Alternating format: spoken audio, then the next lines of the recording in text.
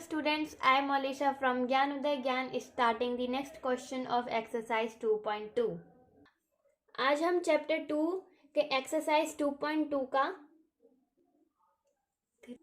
Question number 3 start करेंगे. The base of an isosceles triangle is 4/3 centimetre.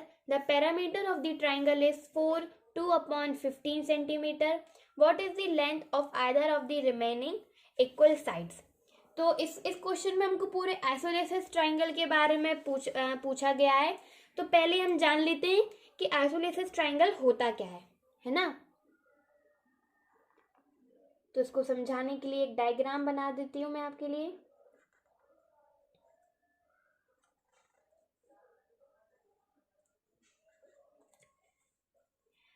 Isosceles triangle को हिंदी में समद्विबाहु त्रिकोण भी कहते हैं. आप इधर देख सकते हैं आइसोलेसिस ट्राइंगल में दो साइड एक दूसरे के इक्वल होती हैं. यानी ये वाली साइड और ये वाली साइड एक दूसरे के इक्वल होगी. ठीक है. और जिस भी ट्राइंगल के दो साइड इक्वल होती हैं उसको आइसोलेसिस ट्राइंगल कहते हैं. अब जब साइड इक्वल होगी तो एंगल भी इक्वल होंगे. तो यानी इस ट्राइंगल के दो एंगल भी एक दूसरे के इक्वल होते हैं. ठीक है. तो ये हो गया आइसोलेसिस ट्राइंगल. अब हम चलते हैं कि हमारे क्वेश्चन में पहले क्या क्या गिवन है. ठीक है. सबसे पहले हमको गिवन है base of an isosceles triangle. तो लिख लेंगे बेस ऑफ एन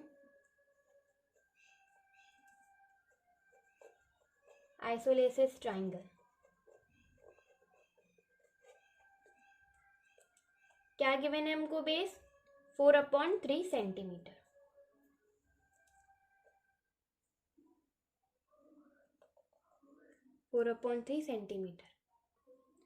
अब नेक्स्ट हमको क्वेश्चन में क्या दिया है, parameter of the triangle.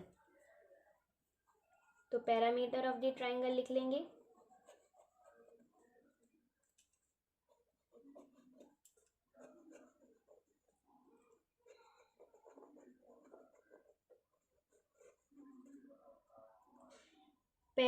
Parameter of the triangle हमको क्या गिवन है 4/2/15.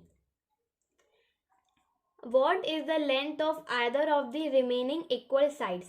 अब हमको पूछा है कि अब हमको बेस हमको दे दिया है कि ट्राइंगल का बेस क्या होगा. पैरामीटर दे दिया है, पैरामीटर क्या होगा. अब हमको फाइंड करने के लिए क्या दिया गया है, ये जो आइसोलेसिस ट्राइंगल है इनके दोनों इक्वल साइड्स को अब हमको फाइंड करना है. तो अब हमको लेंथ के बारे में बात की गई है. तो लेंथ ऑफ द ट्राइंगल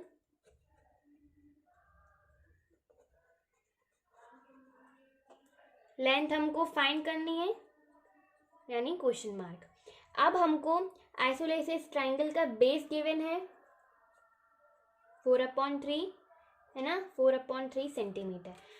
हमको फाइंड क्या करना है, इनके बाकी के ये दो साइड्स फाइंड करने. बेस हमको गिवन है, अब हमको ये साइड्स फाइंड करनी. चलिए फाइंड करते हैं. सबसे पहले हम देख लेंगे कि पैरामीटर ऑफ द ट्राइंगल क्या होता है. So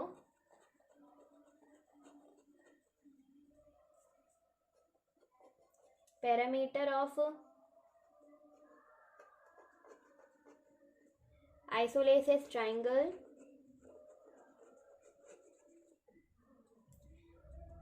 parameter of isosceles triangle का फॉर्मूला क्या होता है, a + b + c. यानी सारी साइड्स का प्लस करना होता है ना. पैरामीटर फाइंड करने के लिए हमको आइसोलेसिस ट्राइंगल के सारे साइड्स को प्लस करना होता है. एक a होती है, दूसरी b और तीसरी c. तो चलिए अब पैरामीटर ऑफ आइसोलेसिस ट्राइंगल हमको क्या गिवन है 4/2/15. तो 4 लिख लेंगे 2/15. अब a हमको 4/3 लिख लेंगे. a हम बेस मानेंगे 4/3 प्लस b हम ये वाली साइड मानेंगे और c ये वाली साइड. तो हमने लेंथ क्या मानी थी लेंथ हमको कुछ नहीं पता, तो हम लेंथ को क्या मान लेंगे,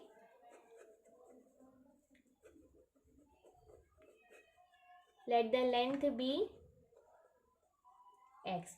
तो हमने लेंथ को x माना है, तो हम लेंथ को x लिख लेंगे।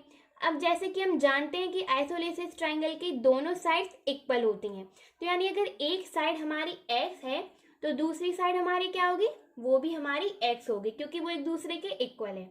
तो यानी b हमारी x है तो c भी हमारी क्या होगी, x। ओके, अब हम ये मिक्स्ड फ्रैक्शन में है तो हम इसको इम्प्रॉपर फ्रैक्शन में कन्वर्ट कर लेंगे। 15 4 60, 2 + 2 62 मीन 62/50, 4/3